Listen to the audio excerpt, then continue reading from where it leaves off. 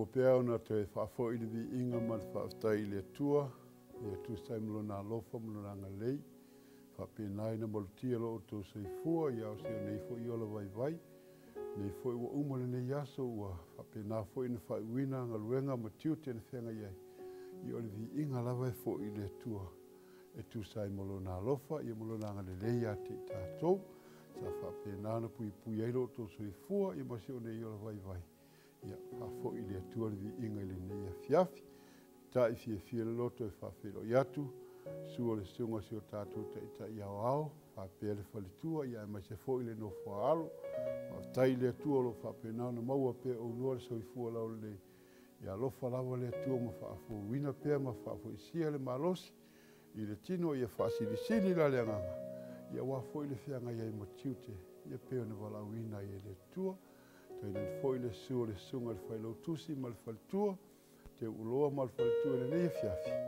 Ia ele ngate leo alo ma whanau, ia alofa le atua, whapena foi na vai tuasa se manuia mo i tātou. Ine nei ia fiafi, whapea foi le lao le mamalu ringa luenga sa motu to atasi le nei lao langi. Ia ia le alofa ma le anga leo le atua.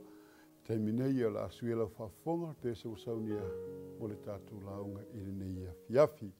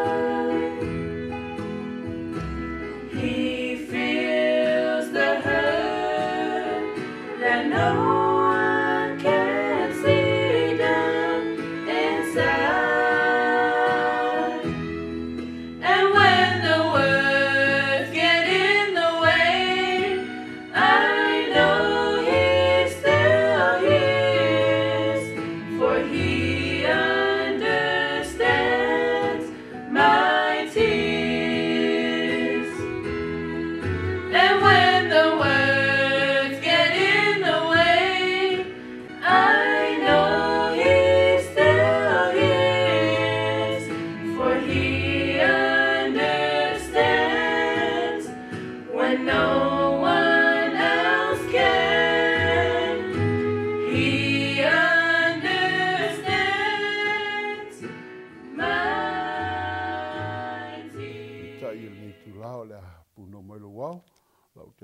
ta ua se talo, ia na fia ngai le ta ua ma se upu, mai la fionga le atua.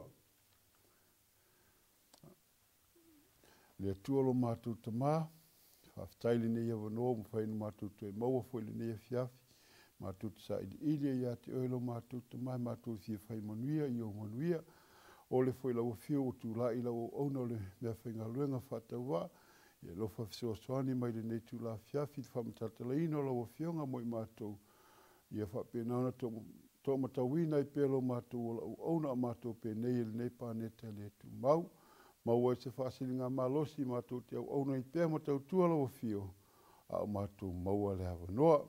Whamanuia lau upu le nei a fiafi, lau lawa soafa Yesu. Amen. O le tusi o le amawai le tā upu whamālosi le nei tū la fiafi. Mō maile le evangelia Luka. Luka lam tā upu sumaltolu. A lona whai upu e ono. Se i o atu le whai upu e iwa. Lau whaita wina mo i tātou le nei a fiafi. Ua whetala i atu ia i le whata o tunei, sai le tangata le mati, na to tō i lana tō vine. Ua alu atu ia e sa ili aini fua, ai le i maua. O na whai atu lea o ia i lenga lue vine, whauta, ua o sau ia tau sanga ua tolu e sa ili ni fua i le nei mati. Ai o te li maua lava. I nā tu ia i lalo. Se hafo i le mea whaale au ngā i le whanua. Ua tali mai o ia i a te ia. Ua whaapea mai. Leli e. Tō pēr ia le nei tau sanga foi. Se iau eli whaatali o li o iai. Ma vane iai o tōta. A whai fo i e fua mai. E le rei. Pe a whai e le ai. E muli muli ane. Ona e tuu waile i lalo. O le au tū o le tamata upu le nei fiafi. Repent or perish. Salamo po o le malaia. Le tusi lana tātou whaita wina le nei fiafi. Whai mai le whai upu mumua. O ia o na aso o mai ai i tangata, ua tala mai ia te ia, i tangata karileia. Ina ua whawhewhi loia pi lato toto, ma toto o halatou taulanga. Ai whawawhanga whai mai le whetalai ngā Iesu. Ua whetalai, ua tari atu Iesu, ua whape atu ia te i latou. Whate o tau ea, ua sili o nā ngā sala ia karileia, i tangata karileia uma. Ina ua ti ngā ina lātou i mea whapena. Whamane whamatalanga Iesu, o le ale tau manatu. O le manatu e o tau. Ua sili atu le ngā sala o isi tangata karileia, i lo o tau tangata karileia. Whawhanga le whai upe tolu. Whamai Iesu, o te whai atu i ate o tau, ele ai. Ea, ai a whai tau te le salamo, e whape nā lava o na whano o tau uma. Si tielo Iesu whai upe wha. Whamai ele maletoa, se fulu maletoa walu. Sapa ui ele, sapa ui o lato lunga le olo i se loa. Wala to woti ai. Whate o tau ea, ua sili a la tau anga sala, i tangata uma e naro nofo Jerusalema. Whamai Iesu o lale tau manatu. Tangata ia toa se fulu walu na pa ui e le olo, i se loa. Ma whioti ai. O tau manatu o sili atu la tau anga sala, i tangata uma e naro nofo tonu Jerusalema. Whamai Iesu, o te whai atu i ate o tau, e le hai. Aia, a whai tau te le salamo, e whape nālawa o na whano o tō uma. Si tia lole Iesu le whata o tō lea na whai tau wina le whiawhina nei. Whai mai le whai upo e ono, ua whetala i atu ia i le whata o tō nei, sai le tangata le mati, na to tō i lana tō vine, Ua alu atu ia e sa ili ai ni fua. A whai ia, ai li maua. Si, o le winga o le tōwine, o le whānaua le atua, po o tangata i to tono le ekalesia, po o le no o le atua. A o le mati, o le tangata ua lewa na lotu, ai le mawhaina fua, mani fua mo le atua. Amen. Whai mai le whetalai ngā Yesu. O le tangata nanga lue le tonga vine, ai ola i ma le mati. Whai mai e whai mana ma sani le sau, e sa ili ni fua le mati. Pe ma wai ni fua. A whai mai le whamatalanga, ai li maua. Whai mai le Yesu le whai upu e fitu. O na whai atu lea o ia i lenga lue vine, whauta, ua o sau i e tau sanga e tolu, e sa ili ni fua i le mati. Ai o te li i maua lava. I nā tuu ia i lalo, ai sea, se a fo i le mea, e wha le au ngā i le whanua. O le mana onga o le tangata e ona le mati. Talu waiwhai mai e tolu tau sanga o sau e sa ili ni fua, ai le mafua, ai le mawhaina fua mai, o le ato le tangata ua lewa na lotu, ai le mawhaina salamo. Whai mai le whamatalanga al tuspa i al da fiafili nei. O na whai ato ai le matai, tu i lalo, i sasi whamatalanga, tipi i lalo, ai sea, mai mauaile ele olai, ai le mawhaina fua mai ni fua. Le mawhaina fua mai ni fua salamo. Ana tu le nā ele e olai le mati, e olai le vine, o sili atu le nā. Amen. Whafonga le whai pewanu. Ua tari mai o ia i a te ia. Ua whapea mai. Leri ie. Tō pē ia. I le nei tau sanga foi.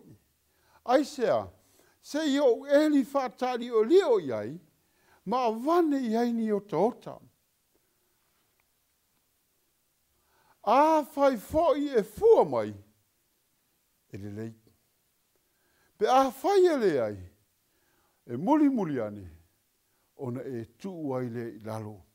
Si o le whata oto le a mai e Yesu le whiawhi nei, le ai oi ale tangata ngalue vine, wha mai le matai e, tu mai a seisi a wanoa. Se i o toe whai e iei seisi ngalue ngale lei, se i o eli whatali o lio, ma vane iei le o tota. Aisea, se i wa aipe ma whai o na fua mai. A fua mai, vi ia oe. Ai a whai e le ai, ona e tu ai le lalo. Si o le ata, o Yesu o lo whapenao na whautua ilo na ta mamo o e mau. Aisea, ia ta maua le ngango le salamo. Salamo ai le atua i mea leanga umana tato whaia. Mea se umana tato whaia. Ia tato maua le salamo. Aisea, a ingo le atua. Mo le oto ieni aso. Tu lango le nei wha mai tato te iai.